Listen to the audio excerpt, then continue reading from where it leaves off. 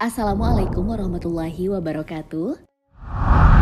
Sahabat beriman, mermaid atau biasa kita sebut dengan putri duyung kerap kali dikaitkan dengan legenda dan makhluk mitologi. Namun, apa jadinya ya?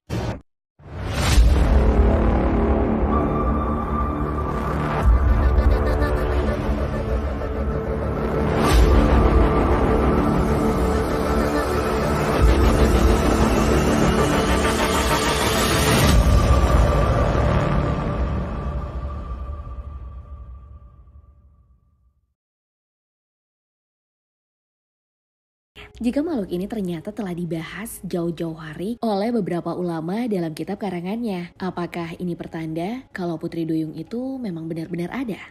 Sering digambarkan dengan wujud setengah manusia atau setengah ikan. Tak salah jika hampir semua orang di negara kita meyakini mermaid, ikan duyung atau putri duyung sebagai mitologi atau cerita dongeng belaka.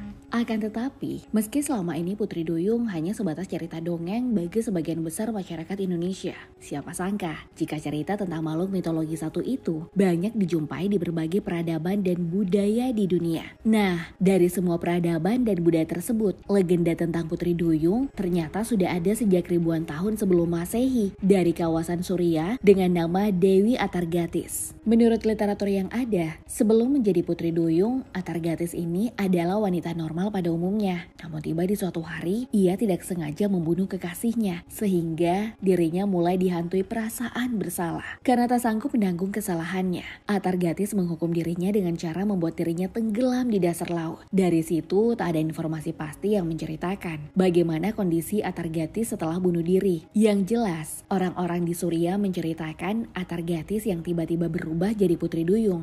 Lain halnya dengan asal mula putri duyung dalam mitologi Yunani. Berdasarkan sumber yang ada, putri duyung versi mitologi Yunani dikenal dengan sebutan siren. Bedanya secara visual, siren terkadang digambarkan bertubuh setengah manusia pada bagian atasnya dan setengah ikan sekaligus burung pada bagian bawahnya. Versi yang berbeda juga datang dari negara Rusia, di mana menurut cerita yang tersebar di negara yang dulunya dijuluki negeri tirai besi ini, istilah putri duyung lebih dikenal dengan Rusalka.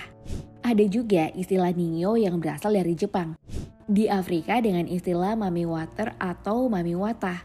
Dan di Irlandia dengan istilah Mero.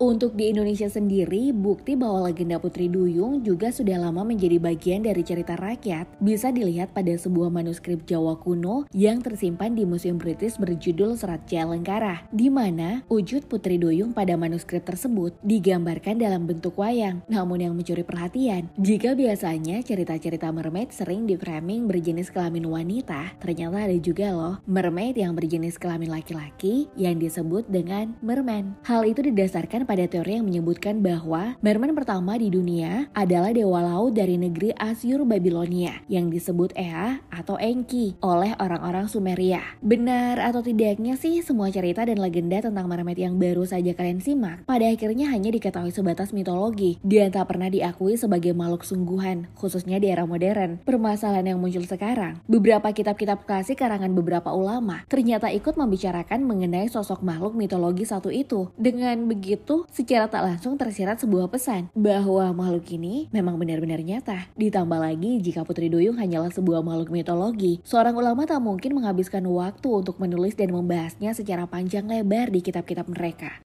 Nah, mari kita mulai dari kitab pertama, yaitu Kitab Haya Al-Hayawan Al-Kubra. Bilang Kitab Haya Al-Hayawan ini merupakan ensiklopedia zoologi atau ensiklopedia hewan yang ditulis sejak abad 14 Masehi. Penulisnya sendiri sih adalah seorang ulama ahli fikih bermazhab Syafi'i, namun lebih dikenal sebagai zoologi bernama Syekh Kamaluddin Ad-Darimi. Sesuai dengan namanya, Haya Al-Hayawan, kitab tersebut berisi catatan tentang berbagai jenis hewan yang ada di dunia ini, termasuk mermaid atau putri duyung. Untuk pembahasan putri duyung dalam kitab Haya Al-Hayawan secara khusus dijelaskan di halaman 168 dengan nama Insanul Ma, yang artinya manusia air. Nah, dengan adanya penamaan tersebut bisa kita simpulkan bahwa informasi-informasi tentang putri duyung tak bisa dikatakan 100% cerita dongeng. Pasalnya dalam kitab Haya Al-Hayawan dijelaskan jika Insanul Ma adalah hewan yang menyerupai manusia, namun dia memiliki ekor. Hal itu didasarkan pada pengakuan Al-Qazwaini yang berkata, ada seseorang yang datang membawa hewan ini di zaman kami dengan bentuk yang telah kami sebutkan. Lain halnya dengan penjelasan yang ada dalam kitab Hasyiah Al-Bujairimi atau kitab Tuhfa Al-Habib Al-Syar Al-Qatib, di mana dalam kitab tersebut Putri Duyung diistilahkan Bana'at Ar-Rum dengan wujud ikan yang menyerupai wanita. Yang menarik, Bana'at Ar-Rum ini memiliki rambut yang terurai panjang, warnanya condong ke coklat-coklatan, memiliki kemauan serta payudara. Selain itu, Bana'at Ar-Rum juga dapat berbicara, namun tak dapat dipahami oleh manusia. Terkadang ikan jenis ini tertangkap oleh para pelaut, kemudian dinikahi dan dikembalikan lagi ke laut. Nah, yang jadi pertanyaan selanjutnya, apakah Putri Duyung itu masuk ke dalam golongan manusia atau hanya makhluk laut yang menyerupai manusia? Sebab jika dia digolongkan sebagai manusia, maka bagi mereka diberlakukan hukum manusia seperti halal untuk dinikahi. Akan tetapi, jika Putri Duyung hanya sebatas hewan laut, maka mereka haram untuk dinikahi, namun dagingnya halal untuk dimakan. Ternyata dalam kitab lain berjudul Ajwi Bah Az-Zarqani, sang penulis yang bernama Imam Az-Zarqani menjelaskan bahwa dirinya pernah ditanya tentang status manusia air jika dinikahi oleh manusia. Apakah mereka akan bersama ikut masuk surga bersama orang yang menikahinya?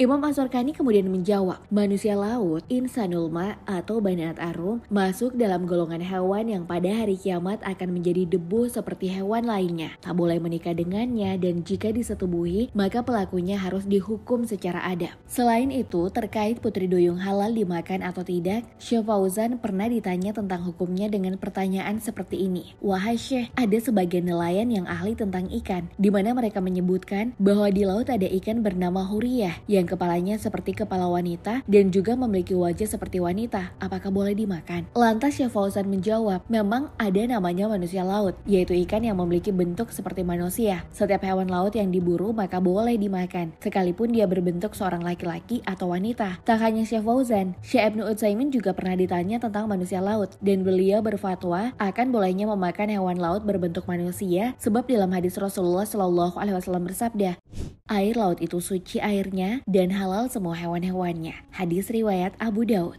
Setelah mendengar beberapa penjelasan tentang Putri Duyung tadi, perlu kalian ketahui bahwa para ulama berani membahas makhluk tersebut bukan berarti mereka pernah melihatnya, melainkan mereka hanya menjawab dan menanggapi laporan dari masyarakat. Terlepas dari makhluk satu itu ada atau tidak, maka ulama sudah memberikan fatwa mengenai hukum mengkonsumsinya, bahkan hukum mengawininya. Dan tak bisa dipungkiri, semua ulama yang kalian simak di video ini telah sepakat jika mermaid, Putri Duyung, insanul ma atau apapun sebutannya merupakan jenis hewan air yang karena wajahnya sehingga dianggap mirip dengan manusia. Percaya atau tidak, itu kembali pada diri kita masing-masing. Apalagi di zaman sekarang ini, sangatlah tak mungkin untuk percaya pada cerita yang sudah melegenda. Tapi di sisi lain juga, hal itu telah dijelaskan bahwa dituliskan dalam kitab-kitab para ulama. Sahabat beriman, setelah menyimak video ini, bagaimana pendapat kalian tentang penjelasan Putri Duyung menurut para ulama? Apakah kalian percaya dengan Putri Duyung atau tidak? Wallahu a'lam bishawab. Wassalamualaikum warahmatullahi wabarakatuh.